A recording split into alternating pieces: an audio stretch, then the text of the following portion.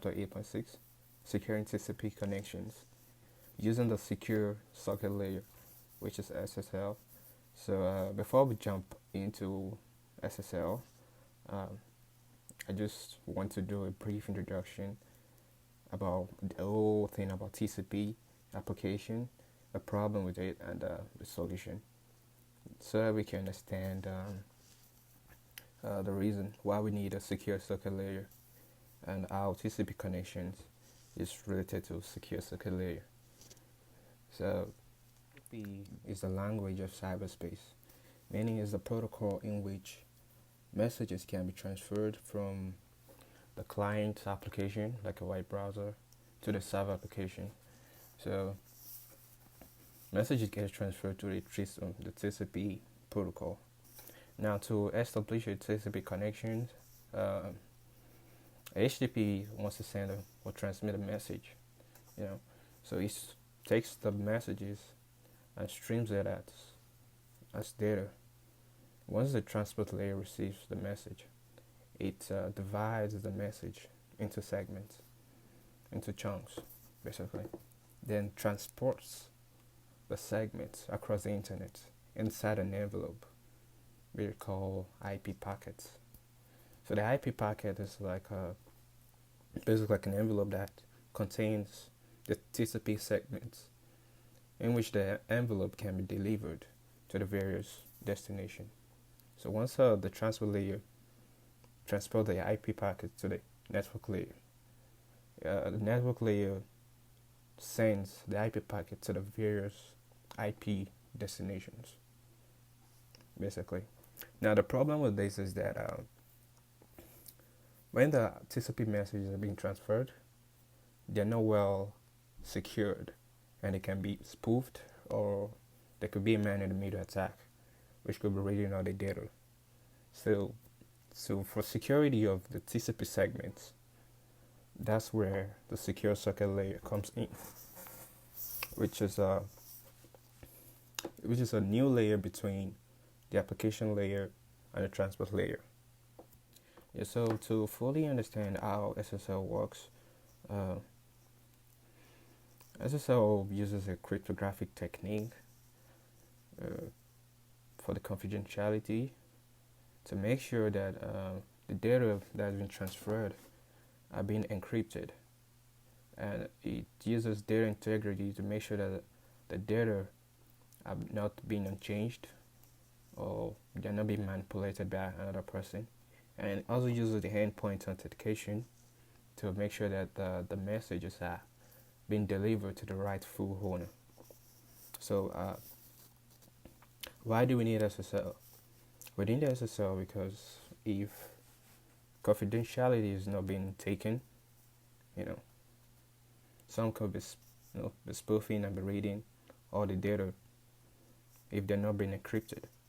And also, if data integrity is not taken, some could change a request the client is making to the server. And if endpoint authentication is not taken, the request coming back to the rightful owner could be altered or could not be delivered anyway. So application of SSL on a browser. To know if your browser or if the website you're visiting is secured or not, you must see this HTTPS : / on the web browser. So the normal HTTP, basically they are unsecured because of the S stands for security, hypertext transfer protocol security, basically. And the normal HTTP, which is unsecured, doesn't have the security. So it's mostly advisable to go for the HTTPS.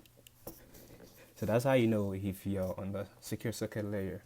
And now let's dive into SSL and how it works.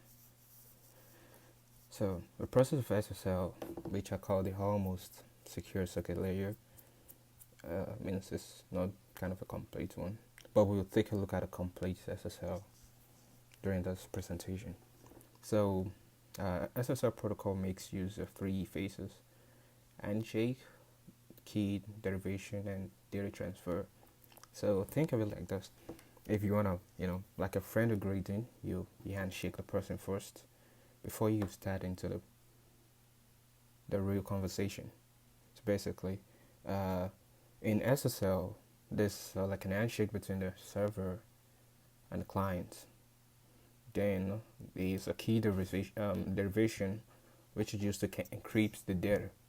Then once the data has been encrypted, then there can be a data transfer. Basically, that's how it works in SSL. So let's start with handshake. So in handshake, there are three things that needs to be done.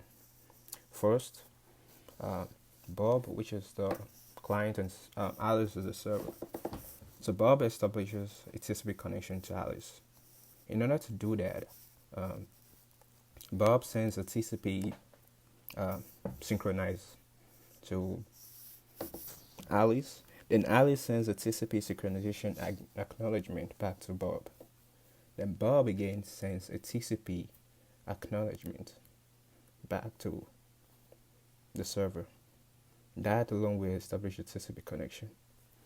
Now, authentication Alice, then Bob authenticates Alice via the CA signed by the certificates. So, Bob sends that SSL adult message, then the server sends back a certificate signed from the CA back to Bob. Then the third one is that Bob creates a master secret key and encrypt it with the public key and send it over to the server. Now, Alice decrypts the master secret key with a own private key to get the remaining 4 keys, which will be used for key derivation. So the 4 keys are the MB, the session MAC key for data sent from the client to the server, the session encryption key for data sent from the client to the server, then we have the session MAC key for data sent from the server to the client, and the session encryption key for data sent from the server to the client. Now, out of those 4 keys, the 2 encryption keys will be used to encrypt data, and the 2 MAC keys will be used to verify the integrity of data. So the 2 encryption keys are mostly for confidentiality of data, to make sure they are unreadable. Then the 2 MAC keys will be used to verify the integrity of data, to make sure that they are not being altered or they are not being changed. Then also, it is considered bad to use the same key for more than one cryptographic operation. Use different keys for MAC and encryption. Reason why it is bad, because if you're using the same key often and often, you're creating like a pattern in which, if there's a man in the middle and you're using the same keys, they can easily spoof. They can easily use the same keys against you in a TCP connection. So it's often good to use different keys often and often for encryption and for integrity of data. Now we've taken a look at the handshake, key derivation, and data transfer. So if you can recall, handshake in summary means an agreement between the client and the server, and the client verifying the server certificate and the generation of the master key.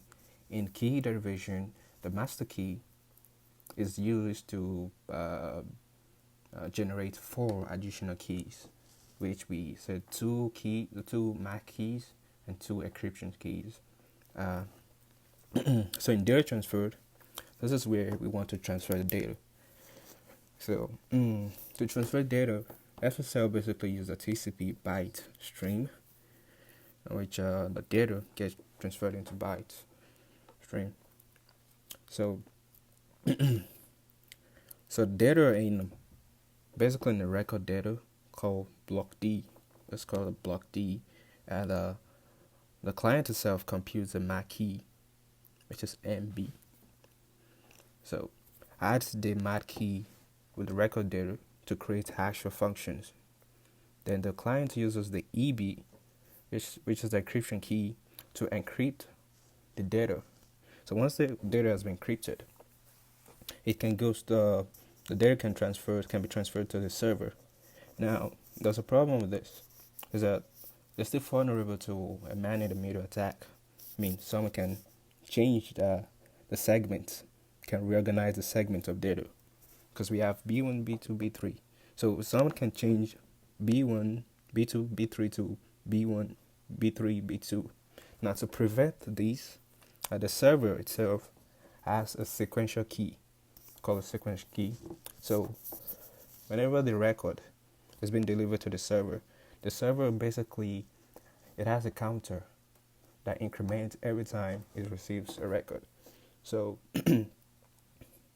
so once the record gets delivered to the server has the sequential key to the server, and it has the sequential key to the record data, and the record data becomes hash of data. Now, once it becomes hash of data, it is well secured that no one can reorganize the segments of data. So the SSL record format, which we have a type, version, length, and the hash of data. So the type field means it tells which one is which. So the type field itself indicates whether the message is an handshake message or it's an application data. And also the type field can be used for closing the SSL's connection. We'll take a look at that. The SSL version viewed means that is version 1, version 2, version 3, depending on which one. Then the length of the field is the length of the data of the record, basically. So the length is basically used to extract the SSL records out of the incoming TCP by stream. And the other one is the encrypted record data, the encrypted hash of data, basically. So from that point, data can be transferred from the client to the server and from the server back to the client in an SSL record format. So yeah, no, it's a little bit complicated though. And to understand basically the complete handshake, SSL does not mandate that the client and the server use a specific symmetric key algorithm, a specific public key or a MAC key. Instead, SSL allows the client and server to agree on a cryptographic algorithm at the beginning of the session during the handshake. So basically, the client sent its own supported cipher, symmetric key, and a random number, which is used as a nonce to the server. Now the server sends back its own chosen cipher, a random number, and its own certificate back to the client for verification. Now the client generates a premaster key. The premaster key is being encrypted with the server's public key, and it sends back to the server in hash of data. Now the client also computes key on each side, which is the MAC keys and the session keys. So the premaster key generates into the master key, and the master keys are being used basically to generate two MAC of handshake and two MAC of handshake for each of the client and the server. So the nonce itself is what is used for as